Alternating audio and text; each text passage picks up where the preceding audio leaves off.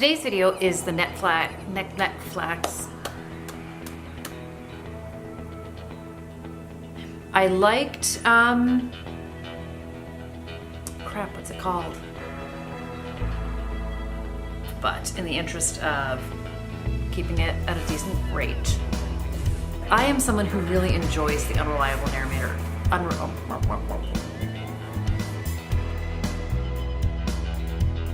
Hi everyone, it's Audrey and welcome back to Chapter and Converse. Today's video is the Netflix tag, and I saw this on Heather at Bookable's channel, and since then I've seen like a whole bunch of other people doing it too, and I believe this is like from 2 years ago, but obviously people's tastes change. Some of these questions are definitely about like new releases, so people are kind of like redoing it if they did it a few years ago. I wasn't here 2 years ago, so I'm gonna be doing it for the first time because I do love me some Netflix and I obviously love me some books, so I thought this would be a fun one to do. So the first prompt is recently watched, which is what is the last book that you finished reading? And I just finished reading Frenemies by Megan Crane. And if you've been following my channel, you know that I am rereading 13 books in 2019 that I have sort of selected from my past. And this book is about a girl named Gus who is a few months out from turning 30 years old and is really kind of looking at her life and figuring out that she's not quite where she thought she was going to be by the age of 30. And this takes place in Boston, which is where I used to live. She is obviously 29 when the book opens, but her circle of friends are people that she's known since freshman year in college. They went to BU, which is where I went to school. She lives a few blocks away from Fenway Park, which is where my first apartment was. So I remember when I read this the first time, I like 100% connected with everything about this book, everything Megan Crane was writing about. It's like women's fiction, contemporary. It is as much about like sort of figuring yourself out as also recognizing how friendships change and relationships change, and as people kind of move on in life and like grow up, how it changes the dynamic within a friend group and even one-on-one. And you know, how people who maybe were pivotal in your life when you were 19 years old become less so, or maybe they're not exactly who you always remember them being, or maybe you know, you kind of had rose-colored glasses on about certain relationships because you were connected during those college years, which are such a pivotal time in anybody's life. So I will go into a much deeper dive on this in my, you know, kind of month-end review, but I loved it again. I'm happy I reread it. Yeah, so good one. Just finished. The second prompt is top picks, which is a book or books that have been recommended to you based on other things that you have read. And this could for sure be a video in and of itself, but one of my all-time favorite books for sure is Gone Girl, and I am on board with the unreliable narrator trope. And I feel like a lot of people don't like it. I do enjoy it. So I actually just pulled two books off my shelf. The first being The Girl on the Train, which I feel like was the first kind of big one that came out after Gone Girl. And I'm someone who really loved this book. I know a lot of people have issue with it. I know a lot of people were not a fan of it. I am not one of those people. I thought it was a good book. Yes, maybe there was some predictability to it. Rachel could be a little bit, you know, irritating at times, I think, but I thought this was a very well-written book. I enjoyed it. Down for the ride. Curious to see what Paula Hawkins comes up with next, because I will admit I did not love her second book. But a more recent one that I read is The Night Olivia Fell by Christina McDonald. And I talked about this in one of my previous reviews, which I'll link down below. But this is another, not quite sure what happened. It opens with our mom, Abby, getting a phone call that her daughter Olivia has been found. She is alive, but she's in a coma. She will not wake up from it, but she needs to be kept alive because she's pregnant. And this is her teenage daughter. She had no idea she was pregnant, and the police think it was some sort of an accident, but Abby is convinced that's not the case. And well, it's not wholly unreliable narrator. We don't know what happened to Olivia. So we start to see things in flashbacks leading up to what happened, and we see Abby in the present day as well, just trying to figure it all out. So I like these, like, I'm not sure what's happening here, where's the memory, what's going on, who do you trust, what story are we believing? So yeah, I'm a fan of these. Prompt number 3 is recently added, which is the last book that you bought. And after like months and months and months of being on waiting lists at libraries and with Hoopla and with Libby and with all of it, and I'll do audiobook or I'll do the actual book, and I cannot seem to get near this book, and I cannot seem to find it, you know, at any kind of like bargain basement. This has been in my like saved cart in Amazon, and I got the alert that the price of the book dropped, and I picked up The 7 Husbands of Evelyn Hugo in hardcover for $11 on Amazon. I have heard so much about this book. I feel like I'm the last person on BookTube and on the planet to read it. And it just came the other day. I am in the middle of another book, and as soon as I finish it, I am picking this one up. And I am so excited. There's been so much hype. I hope it's not overhyped, and I hope I love it as much as everybody else does. So yeah, last book I bought, but I'm really excited. This is my first Taylor Jenkins read ever. But yeah, it's happening. It's happening. The next prompt is popular on Netflix, and this is all about books that everybody knows about, everybody talks about, that are absolutely everywhere, and you should pick 2 that you've read and either 2 that you haven't read or have no interest in reading. And this too could be a prompt or a video in and of itself, but obviously, very quickly, Evelyn Hugo, everyone and their dog is talking about this book, and I'm finally going to see what all the hype's about. The next one is Sadie by Courtney Summers, and I actually listened to this on audiobook this month, so I haven't done my review of it yet. I have heard a ton about this. I had heard the audio version just sort of like blew the written version kind of out of the water because there's a complete cast of characters who do the audiobook, and I have to agree, it was extremely well done. I really enjoyed the book. I will give a thorough review in my wrap up, but was not disappointed, really enjoyed the story. And then the last, because of course I'm cheating because I can't just pick 2, is Beartown by Frederick Bachman, which I read back in January and loved. And I also did a review on this one. 5 stars, completely surprised me. I had talked about the fact that if I had just sort of picked this up in a bookstore, I don't think I would have necessarily put it in my bag. I'm so glad I read it. It was absolutely an amazing story, beautiful characters, beautiful writing, just broke my heart, but yet like warmed it at the same time. So yes, big fan of this. And then as far as books that I hear a ton about, I'm just gonna go with ones that I will never ever read. And it's easy for me in the sense, like, I am not a fantasy reader. I'm not a huge YA reader. And I feel like I hear so much about, and I don't even know if these are all necessarily YA books, but like the Raven Boys cycle, Sith, Six of Crows. Like, I don't even know what some of this stuff is even about. I feel like there's like the House of Blood and Bone or something Blood and Bone, or I don't know, something Bone or something like that. And I've talked about this in another book too, or I mean another video. Like, I've never seen Harry Potter. I've never read any Harry Potter.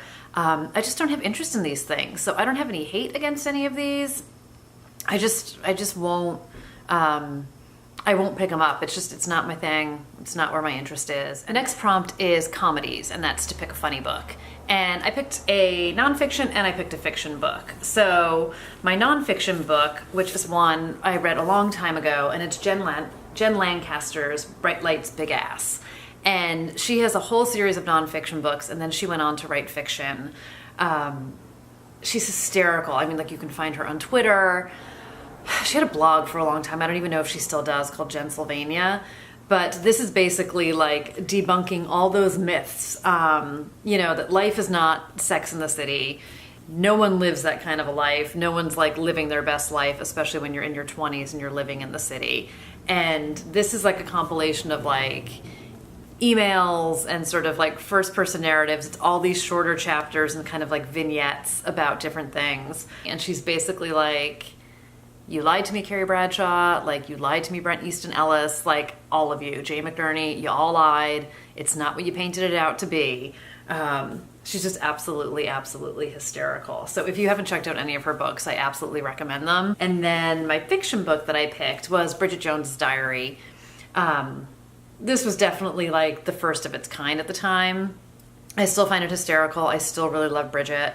This definitely kind of qualifies for a different category also. So she's very over the top. She's very ridiculous, but I just love her to pieces. So number 6 is dramas, and it's a character who is a drama queen or drama king. And Bridget, I think, could definitely kind of fall into that drama queen category because she is very over the top sometimes, but trying to bring some new books to the forefront here and not just talk about the same stuff. So I picked Rachel's Holiday by Marian Keyes, and I forgot kind of how ginormous this book is. This is one heavy book. And I think this is her 3rd book that Marian Keyes wrote. And if you guys have watched me, you also know that I love her. And this is about Rachel Walsh. So Rachel, I need to put this down because it's heavy. Rachel is living in New York, thinking she's living her best life, and everything is over the top. She drinks too much. She's doing a bunch of drugs. She's in like this crazed relationship. She's just on the fast track, and like even the fast lane is too slow for her. So she really just goes for it.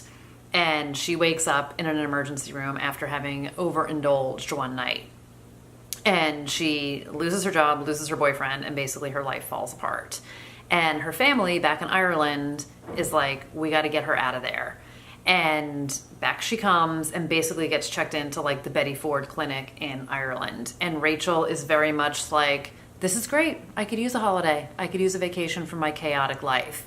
But she finds herself in rehab with a bunch of like middle-aged people who are literally struggling with their addictions. So there is a comedic lightness to this, even though it is very heavy subject matter. And one of the things I love about Marian Keyes is how she can interweave some of these things. And some of her books can be a little bit more serious. These are still ones that are a bit on the lighter side. And Rachel continues to be so over the top while she is in rehab, thinking she is in this like holiday. It's going to be spa life and vacation and like some celebrity packed place that's like living the good life while she's just sort of like detoxes for a few weeks and then gets back to things.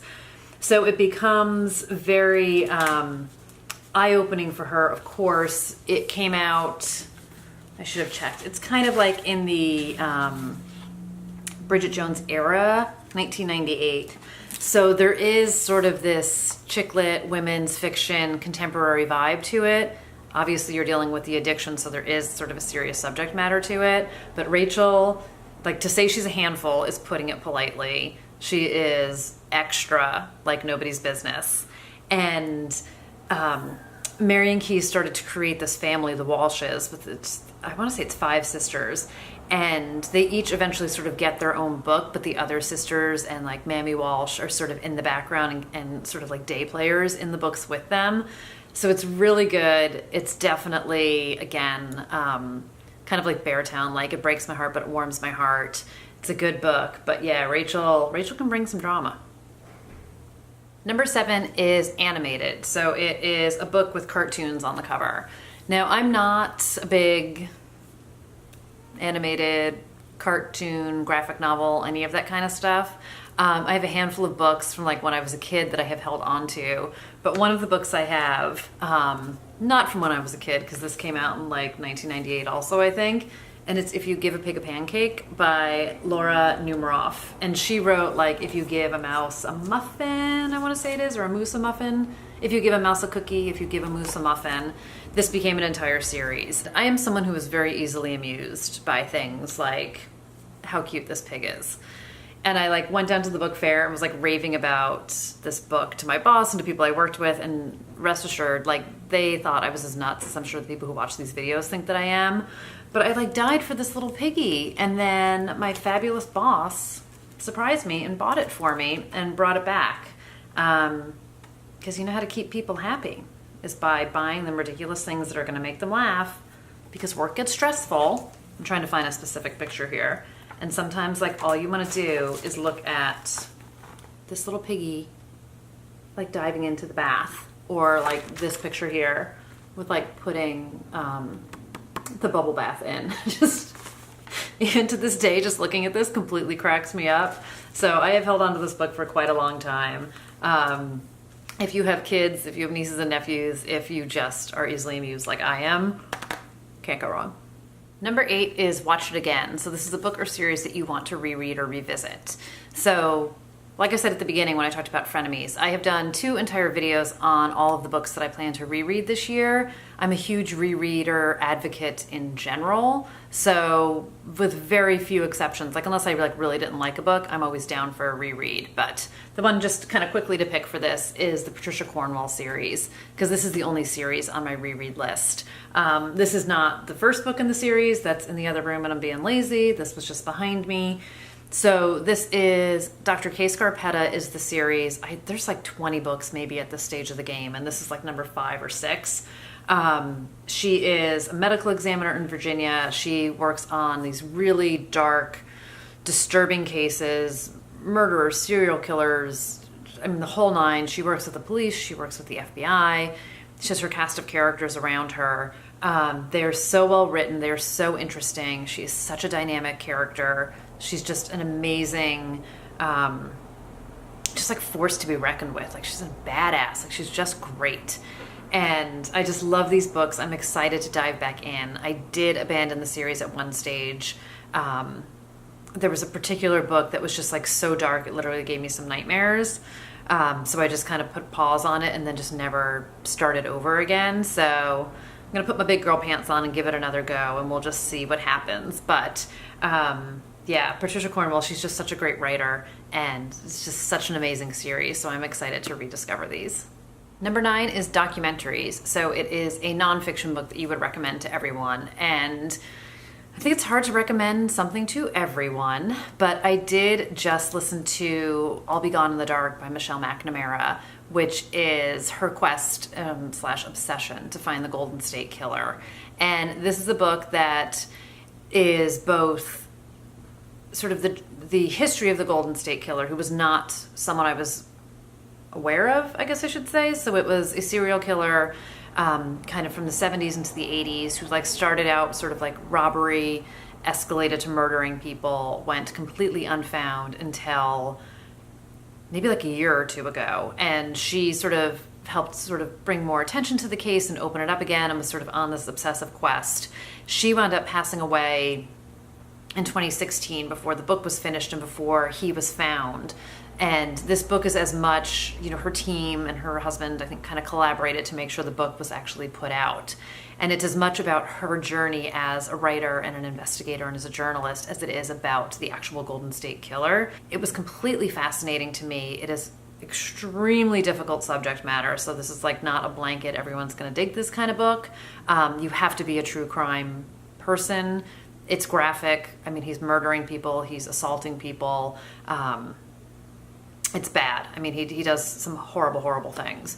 But it is a very well done book, and I really felt so connected to her and her journey as well. So it was very interesting. So it's not just straight up true crime, and I think that's part of why I really enjoyed it, because it's a personal story as well as a crime story. And then the second book, which also is going to just polarize a whole bunch of people, if you are a writer, On Writing by Stephen King, is such a good book. And this is basically it's not so much like a how-to, but it's like an inspiration. It's his process, it's how he works. This came out, again, this is another old one. I mean, I can dig deep on a bookcase for things, and I hold on to stuff. 2000, again, I would have thought it was older than that, but still, 2000. But just such a well-done book. I've read so many books about writing and writing inspiration and craft, and there are some in particular that I consistently come back to and that I think about, you know, very strongly and I think are very well done. I am not a fan, not that I dislike Stephen King's writing, but I'm not a big horror reader, so I haven't read any of his books. I've seen a few of the movies, but I found this very fascinating, and I found his journey very fascinating. I very much enjoy listening to him speak and watching interviews with him, hearing about his process, hearing about his story ideas. So very fascinated with him. Obviously, he's a success beyond any sort of imagination. But if you are a writer and haven't read this, I would highly recommend it. Number 10 is action and adventure, so some action-packed books, or you're supposed to do a book, but here again, it's me. So I picked Gone Girl by Gillian Flynn because, again, I don't think it's a one-size-fits-all with books. Again, the original Unreliable Narrator book, there's action to it, and I felt like it was such a compulsive read and like a page flipper and a page turner, and you had to know what was going to happen. So there is a degree of action to this, but If you haven't read it and you are a thriller reader, you have to read it. Even if you've already seen the movie, there's still nothing like the book. So 100% recommend this. Another one I have talked about before in this channel, but I keep talking about it for a reason, and that's The Kind Worth Killing by Peter Swanson. This is very much strangers on a train, except they are on a plane. It takes place in Boston, which I love to death. This is the first Peter Swanson I read and made me fall in love with him. So it's a man and a woman meet in the airport at Heathrow, and they have a couple cocktails. Their plane is delayed, and the husband, or the man, is complaining about his wife cheating on him, and kind of matter-of-factly says he wants to kill her. And the woman's like, yeah, you should, and I'm gonna help you. So that's where the story starts. Back to Boston they go, and we're sort of off on this crazy journey with the two of them. I've talked about this before too. This is a book where you should basically hate everyone, but I found myself rooting for these really unlikable characters. Love his writing, just loved it 100%. And then the last book is The Accident by Chris Bavoni. And I've talked about him on this channel as well. His first book is The Expats, which is the one I talked about. And he has another book coming out, I think in May. So this is his second book that he wrote. This actually takes place over the course of one day. And it takes place in New York, it takes place in Copenhagen, and in Zurich. And it is... this literary agent in New York sort of reads these final mysterious pages from this anonymous manuscript, which has explosive revelations about very important people, and the CIA gets involved. And then you have the author who is in Zurich kind of in hiding because he wrote this explosive book. And it is, I mean, you talk about like fast pace. Again, this book takes place over the course of one day. People are hiding, people are running for their life, people are dying. All sorts of crazy stuff is happening in this book. Chris Pavoni is a tremendous writer. If you haven't read him, there's some espionage to it. There's sort of some spy thrillery vibes to it. I absolutely loved it. Again, I was like reading the back of this and I was like, I kind of want to read this again because I haven't read it in years. But this is a great sort of action adventure. You are buckle up, man, because you are on the ride. The last prompt is new releases. So a book or books that have come out, are coming out, kind of on your most anticipated list. And of course I also have multiples here, but I have done 2 whole videos about this, but Peter Swanson's new book, Before She Knew Him, is either just out or about to come out. So I've read 2 of his books. There's a couple backlist ones I haven't read, but I'm excited to see what he does next because I really love him. Riley Sager is another one. He has Lock Every Door is coming out soon. I read Final Girls First, which was his first book, which I loved.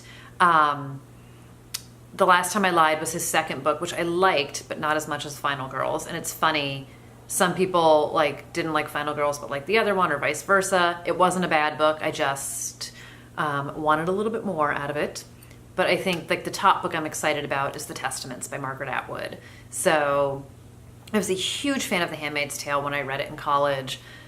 Obsessively sort of fell in love with Margaret Atwood as well. Loved the TV show. I can't wait to see what she is going to do with this sequel. That comes out in September. I'm absolutely going to read The Handmaid's Tale again, kind of like right before it comes out, because I want to just be so in that world. I can't wait. So I'm really, really excited to see what she does next. I do so love me a tag video. So I love looking at my shelf, trying to come up with some new books. So I know I repeat a lot of books because there's ones that I'm passionate about, but I'm also trying to make sure I'm pushing some other ones forward. But if you haven't done this tag video and you want to, then like do it. Poof, you're tagged, you're it. If you do it, definitely let me know in the comments down below so I can check yours out. If you don't have a channel or you just want to like pop in some answers down below, that's cool too, because you know I like to read all of that good stuff. But thank you guys, as always, for hanging out today. If you're new here, thanks for hopefully still watching at this stage of the game. And be sure to hit the subscribe button and the bell so you know when I'm back with a new video so we can all hang out again together really soon. But have a great afternoon, everyone. I'm filming this in the morning, but whatever time of day you're watching this, have a great rest of the day, and I will see you next time round. Bye, guys.